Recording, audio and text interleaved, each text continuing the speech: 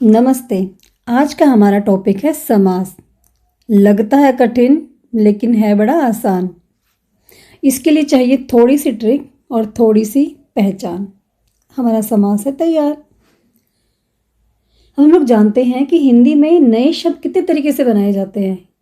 उपसर्ग है, उपसर्ग से नए शब्द बनते हैं। प्रत्यय, प्रत्यय से नए शब्द बनते हैं। और हमारा तीसरा है समास। समास से हम नए शब्द बनाते हैं, लेकिन कैसे बनाते हैं ये जानेंगे। जब दो या दो से अधिक शब्द मिलकर एक भाव रखते हुए छोटा रूप बना लेते हैं तो वहां कहलाता है समास। ये होता है समास। समास का अर्थ ही है बच्चों संक्षेपीकरण, छोटा कर देना। दो या दो से अधिक शब्दों को जब मिला करके उसको उसका छोटा रूप बना दिया जाता है तो वो बन जाता है समास। जैसे राजपुत्र, जैसे हमारा राजपुत्र, नीलकमल। शब्दों के संक्षेप को समास कहा जाता है। इसका उद्देश्य क्या है? उद्देश्य है भाषा को संक्षिप्त करना, छोटा बना देना, बोलने लिखने में जिससे सरलता आ सके। यही है समास का काम। विद्यालय,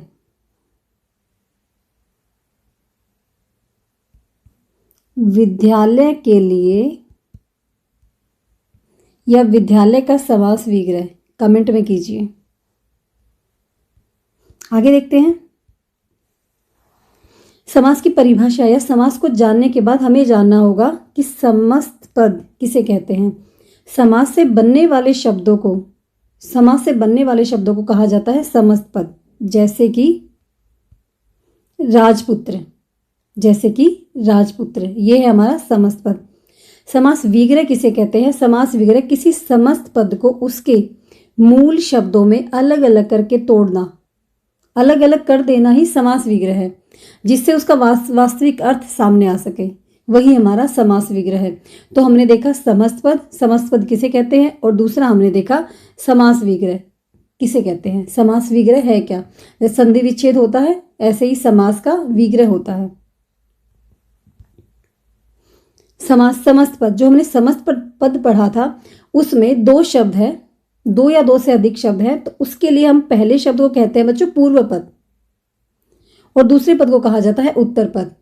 पूर्व का एक अर्थ होता है दिशा, लेकिन दूसरा इसका अर्थ है पहला। तो ये पहला पद मतलब पूर्व पद, उत्तर पद बाद का पद, दूसरा पद उत्तर पद। ये हमें ध्यान रखना होगा, तभी हम समास के भेद आगे समझ पाएंगे, कर पाएंगे।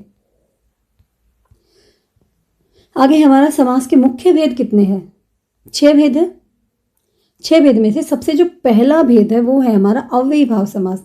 अव्ययीभाव समास, इसमें क्या होता है? पहला पद जो मैंने बताया पूर्व पद अव्यय होता है। पूर्व पद है हमारा अव्यय का काम करता है, किसी क्रिया विशेषण का काम करता है।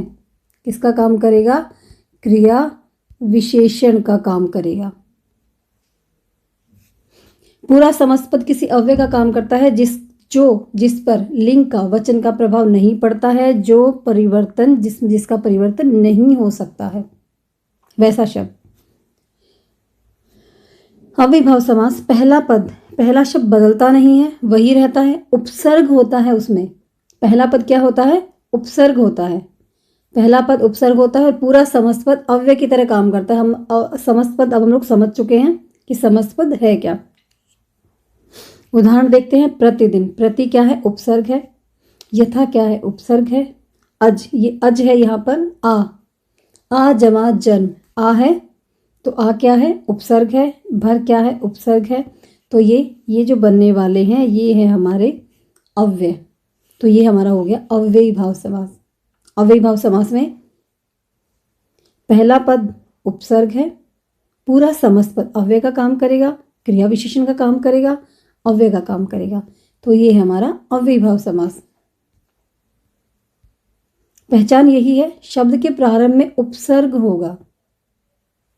जैसे अ, आ, अन, यथा, प्रति, प्र, भर, बा, बे, स, ये सारे बच्चों क्या हैं? ये सारे हैं हमारे उपसर्ग। ठीक है। और इससे जो बनेगा वो बनेगा अव्यय, और ये क्या कहलाएगा? अव्ययी भाव समास।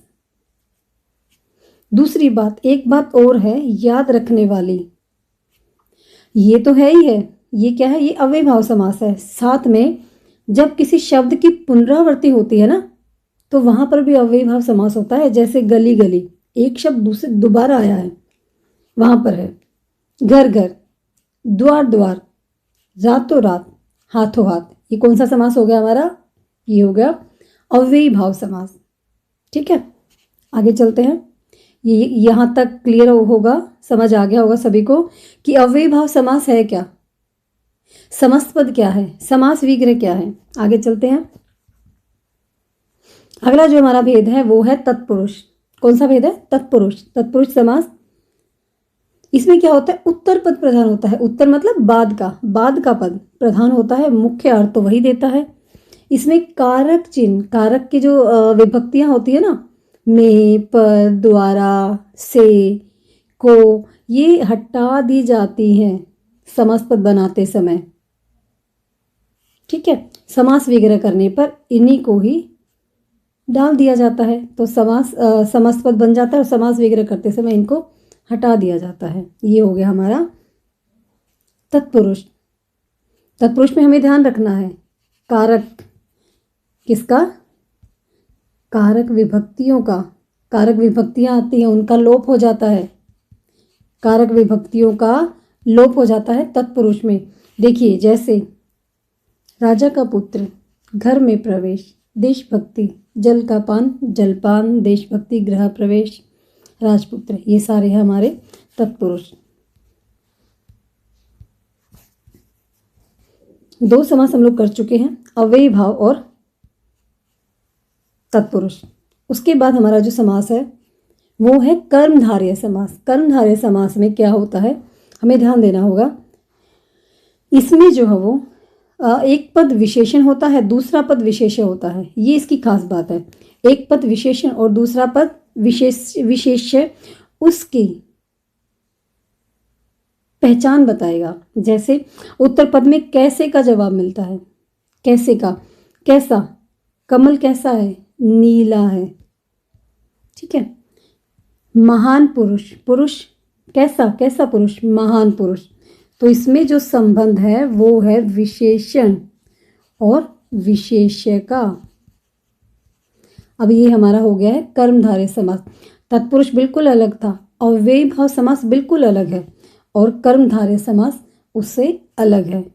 हमें ध्यान देना होगा, विशेष्य विशेषण का है ना इसमें। देखिए, नीलकमल, महापुरुष, विशाल, सुंदर चित्र, कैसा चित्र? सुंदर चित्र, मधुर वाणी, कैसी वाणी? मधुर वाणी। ठीक है। श्वेत वस्त्र, कैसे वस्त्र? श्वेत वस्त्र। ये कौन सा समास हो गया हमारा? ये हो गया कर्मधारय समास।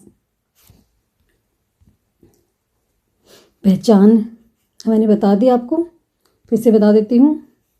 विशेषण और संज्ञा, विशेषण होता है, फिर उसके बाद विशेषण, इस तरीके से आता है। ऐसा जरूरी नहीं है, पहले विशेष्य भी आ सकता है। समास विग्रह किस तरीके से करेंगे? है जो या के समान लगा देंगे समास विग्रह। नीला है जो कमल, महान है जो पुरुष, नीला है जो कमल, महान है जो पुरुष, विशाल है जो भवन। इस तरीके से कर्मधारय समास का समास विग्रह कर सकते हैं, या हो जाएगा। पहले हम लोग तीन समास कर चुके हैं। और जो हमारा चौथा समास है बहुत ही आसान समास है, द्वंद्व समास। द्वंद्व समास, द्वंद्व का अर्थ होता है प्रतिद्वंदी, विरोधी। इसमें क्या होगा? दोनों ही पद समान महत्व रखते हैं, दोनों पद प्रधान होते हैं।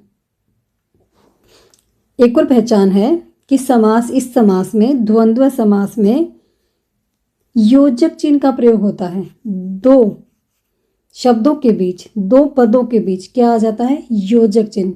वहां हो जाएगा हमारा द्वंद्व समास। ये इसकी पहचान है। द्वंद्व समास तो बहुत आसान है।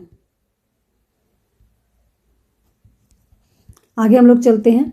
राम श्याम, सुख दुख, रात दिन, दिन रात, नर नारी, समास विग्रह कैसे करेंगे, ध्यान देने वाली बात है। और या अथवा से 90% में और ही लगता है, दिन और रात, नर और नारी, ठीक है।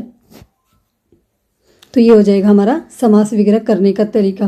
कर्मधारय में हम लगा रहे थे के समान या फिर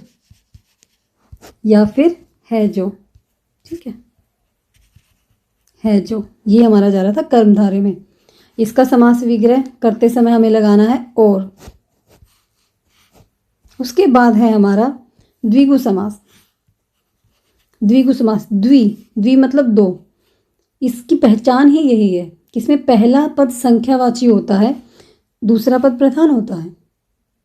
उत्तर पद प्रधान है लेकिन पहला पद क्या होगा हमारा, संख्यावाची, ठीक है। संख्या भी ऐसे नहीं होते कि हिंदी में 1 2 3 ऐसे नहीं, ऐसे हमें नहीं देखने को मिलते, बहुत कम देखने को मिलते। हमें त्रि, द्वि, इस तरीके से हमें नव, अष्ट, इस तरीके से देखने को संख्या मिलती है। अब दूसरा क्या है, पहला पद संख्यावाची है और दूसरा उत्तर पद प्रधान है, दूसरा पद प्रधान है। ये पूरा समस्त पद किसी समूह का बोध कराता है, ये हमें ध्यान देना। इतना खैर हमें करना ही नहीं पड़ेगा, हमें इसी से ही पता चल जाएगा कि पहला पद संख्यावाची है तो वो समास है हमारा कौन सा, द्विगु समास। उदाहरण है आपके सामने, देख सकते हैं यहाँ, चौराहा, 4 राहु का समूह, त्रिलोक है, त्रि, सप्त 7, नव 9, पंच 5। अब दूसरा और हमें ध्यान क्या देना है, यहाँ पर ये बहुवचन हो जाता है बच्चों। देखिए, राहु का, लोकों का, दिनों का, ग्रहों का, तत्वों का, क्योंकि यहाँ संख्या अगर बढ़ रही है, एक से अगर अधिक है तो हमें यहाँ बहुवचन लेना है, ये आपको ध्यान रखना पड़ेगा। समास वगैरह किस तरीके से होगा, का समूह, का समाहार या समूह एक ही बात है, यहाँ लगा देंगे का समूह, 3 लोकों का समूह, समास विग्रह हो जाएगा हमारा। ये बहुत आसान है, द्वंद्व समास, ठीक है, और द्विगु समास, बहुत ही आसान।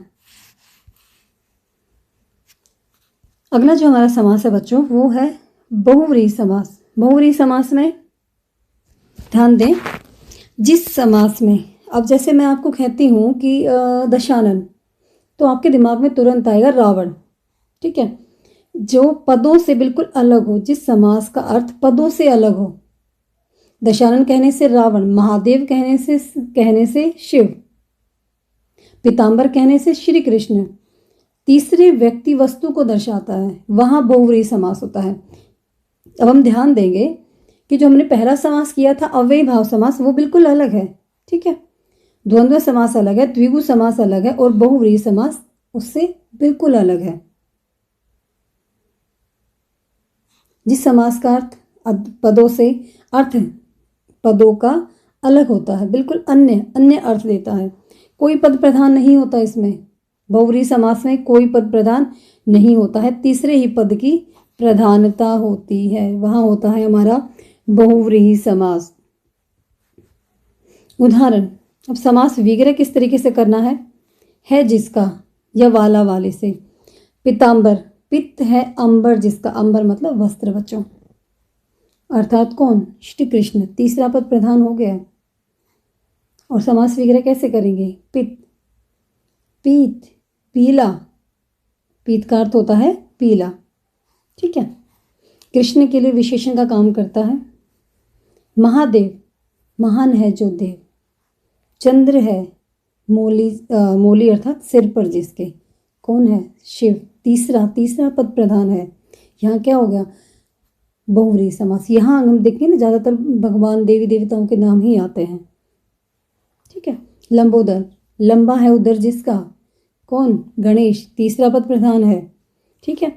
नाम कुछ और मतलब कोई और, ये है बहुव्रीहि समास, ठीक है।